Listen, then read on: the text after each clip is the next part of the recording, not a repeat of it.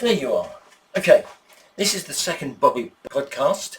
We will be going over to Blackfriars in Boston, where Simon Barnabus, one of the Bobby team, will be interviewing Buried By My Heartache, Heartstrong, Autonym, and Burning Face. So let's go!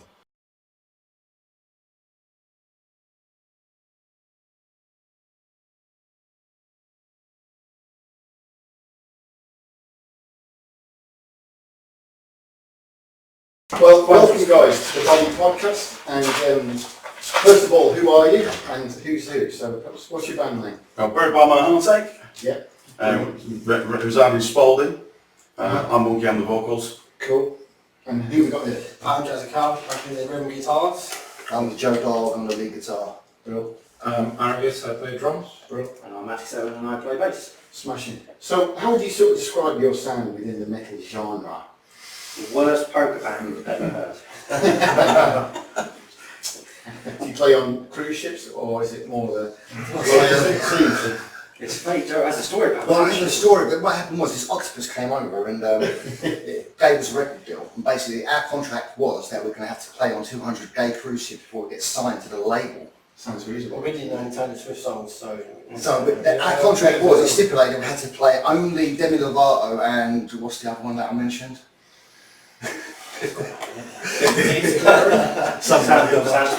Sam Smith, yeah, Sam Smith. Cut them two covers only, but Taylor Swift was out because it's just the octopus said no. So apart from Taylor Swift, what are your influences? Yeah.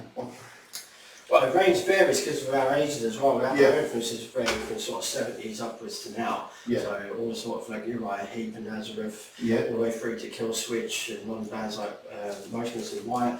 Iris likes a lot of the tech death metal, Yeah. Obscura, and Beyond Creation, Fractal stuff like Universe. that. Fractal Universe. Black Crown Initiate. All the stuff you don't know about.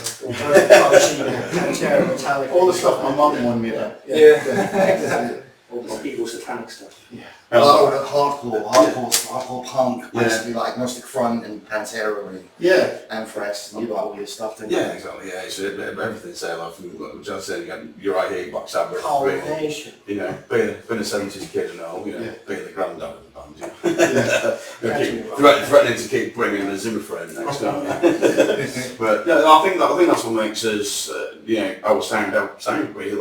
So we've got so many different genres, and we just kind of just blend it all, and we play what we like to play. You know, it's from there. So. And try to put all our influences into our sound. So we've been described as melodic metalcore sometimes, haven't we? Yeah. We're trying to move in a little bit of a more proggy direction. Oh yeah. To add a bit more atmosphere. Yeah. Because most groups of today, they rip off about 2 bands, but we got to rip off about 20 bands, so you Yeah. know that sound. So you can't really tell who we're ripping off. Exactly. So that's interesting, maybe more of a prog sort of direction, yeah. So that's going to take a bit of skill, isn't it? Would you say you guys are hardened? I have no skill. Musicians. I know about 3 chords and that's We were it. saying this earlier, we've been winging it ever since we formed. We're doing all right, so Yeah. let's hope we can keep that going. Well, he was saying about Zoom French is going to be great. That could be the next line of merch, man. Like people in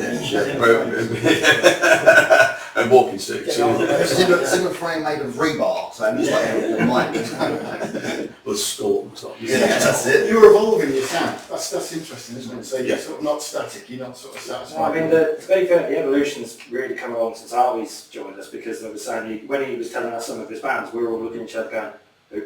Yeah. And we've been checking them out, and they're all really bizarrely good. Yeah. I suppose that we didn't want to get style with our sound. Yeah. Because we've gone from the first EP, we were just gelling together, and Yeah. the sound was what it was, what we were writing, mostly me and some of the old drummer stuff. And then we sort of gelled on the second EP, and it was more thrashy, wasn't it, more fast and more melodic. And we thought, well, we don't just want to keep doing the same formula, we keep trying to do something new and see if we can push ourselves, push our Because boundaries. otherwise it's regurgitation all the Yeah, time, isn't it? we don't want to get style, just everyone's like, 8 songs sound exactly the same. What do you find is best about the local metal scene, if anything? Camaraderie. Yeah. Big time. Yeah. Everyone's in the same boat. We're all trying to do well. We're trying to push each other, and we're all trying to just have a nice time. And I noticed you all everyone's- greeted each other, all the bands downstairs, which, you know, doesn't always happen. Yeah, because like Jazzy said, the scene hasn't got time for people that are just like, no, I'm better than you. Nobody, you know, we're all in this ship together. And if we all start falling apart, the ship's going to sink. There is going to be no scene, and it's going to be more difficult for bands like ourselves and guys downstairs to actually do what we want to do. So, Mate, you're the network guy, aren't you? You're always talking to other bands, promoters, and yeah. kind of building a scene out of it where we can help each other out, offer each other gigs, and switch around who's going to headline, who's going to open. So everyone gets a go, everyone gets a chance. Yeah, well, because I can say I've got a spreadsheet, got like 600 bands and all kinds of promoters, and people, I'll see people put on Facebook, does anybody know this band? I'm like, yeah, Wow. yeah, and that's what it's all about. It's just helping other people get shows, and like Jazzy said, just communicating with each other and making it a network, because otherwise it doesn't work. Can you give any tips about networking, getting gigs? Pester. That is literally, it's daft as it sounds, that's literally one of the best things you can do, just pester people. Yeah. Eventually they'll cave and give you a show, eventually they might block you, but it's literally what you can do. If you send one email and don't chase it up, they're not going to think you're serious. Yeah. If you send an email after email, yes, it's going to get annoying, but eventually they'll have to listen. As well as that, they've got your name in their head. So Yeah.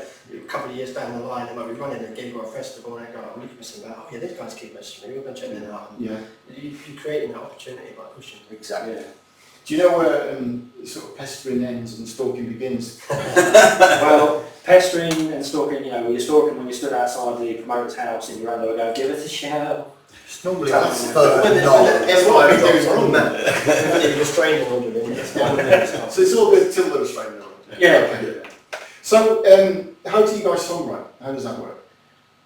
It's all a bit of a collaborative, really, isn't it? It was like one of us will come up with a riff and then we'll expand on it, or somebody will bring something to the table, or... So you sort of do it as a band? Yeah, we'll do it as a band. Yeah. And even if we've had something that's pretty much complete-ish from one member, we'll just rip it apart again and just It's see a if it works. foundation and then work on it. So one rule that we like to have between all of us is that we like the songs to be a sum of all five of us, Yeah. rather than like, oh, sorry, this person's written, the rest of the band. no one's precious Yeah, about yeah, it. we're not precious about anything. If you do a song and somebody says, I think it sounds like this way, I change this tempo, I add this melody in, we always give it a go and say, yeah, okay, so then it starts building into a band song. Yeah. And I Do think you find where you practice is like you're able to hear each other properly? Because that can be a real... apparently the story is the Joy Division. The reason they got such distinctive, often quite high bass lines is because he couldn't hear himself. and he Peter Hook, so... Don't go any again. Because that's something I found, until we got the right rehearsal place, which we have now, we just couldn't hear ourselves. And it, Yeah, well, it makes we're pretty similar, because Joe's normally the one to click. He also normally says, can you turn up a bit? And then we all sort of go, I can't hear me, can't hear you. We're Yeah. always checking that we can hear each other. Yeah. Because we like to hear all the bits we're doing, you know. If I'm doing a bass riff, these two give me a nod. If Monkey does a vocal line, we all go, you know, back face, we go like that. If you can't hear what you're doing, then you just make a noise. Yeah. Yeah, exactly. Which is always in this guy as well, because he's just quiet. I cut you off there, I think you're going to say something. No. No. He's in the zone. He's in the zone. Okay, so what gigs have you got coming up after today? I'll look at me. Yeah. So we've got No Hate Festival in Nottingham. What date's that, mate? That's 27th of September. Okay. Old Sour Inn, and obviously that's in aid of the Sophie Lancaster Foundation. Yes. We have got another show, we can't announce it yet, Okay. as per the promoter, but it is probably one of our biggest to date, so that's all I'll say. But as and when we can announce it, just keep an eye on the socials. Okay. And that will be, I will say at least it's in Sheffield. Okay. That's all I'll say. I can't say anything about the lineup yet. Right, okay. Well, that's exciting. Very a exciting. little break for a little while so we can squirrel ourselves away and work on these new tunes. Yeah, because that will take some time, doesn't it? It does, yeah, agreed. Yeah, I can't say, because it gets to the point where you end up getting booked for gigs left, right and centre, and it's like, when do you say no? And it's like, you know, you feel horrible sometimes about saying no, we can't play it because we're busy writing, but then it's like, this guy's really good to us last time, and it's like, what do we do? What do We're we spending a do? lot of time rehearsing set for shows and rehearsing your show. Yeah. You're not spending any time doing the work that we need Exactly, to move yeah. forward. Yeah. Yeah, and we've got a good number of tracks that we want to move forward on, but obviously, like these guys said, if you're just getting gig after gig, you never get them rolling. It's a heck of a mathematical equation, isn't it? Mm. How do you balance your home lives and I guess you've got lives outside It's of that. difficult between brothers, yeah. We've got kids, some of us haven't, some of Yeah. them have got jobs and All work full time, Yeah. weekends and that.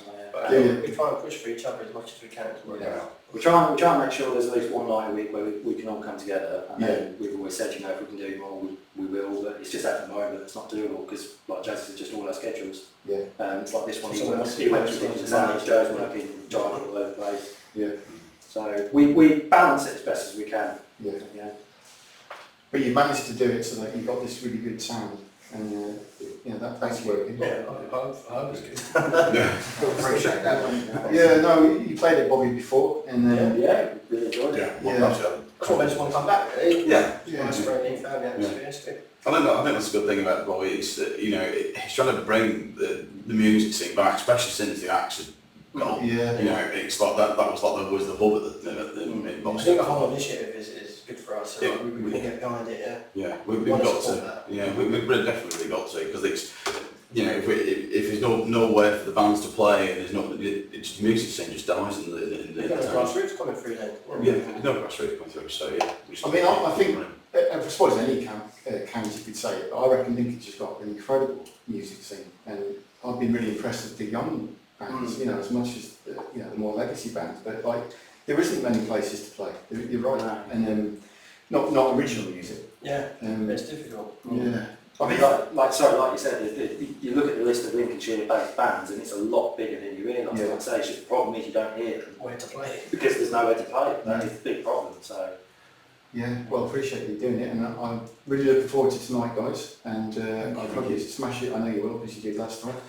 And I'll be very interested to see how you've evolved, because that's exciting. You're going to hear a couple of new songs in the set tonight, so you get a chance to Awesome. judge for yourself. Okay, well, thanks, lads, and we'll catch up soon. Cheers. Thank you very much. Thank you.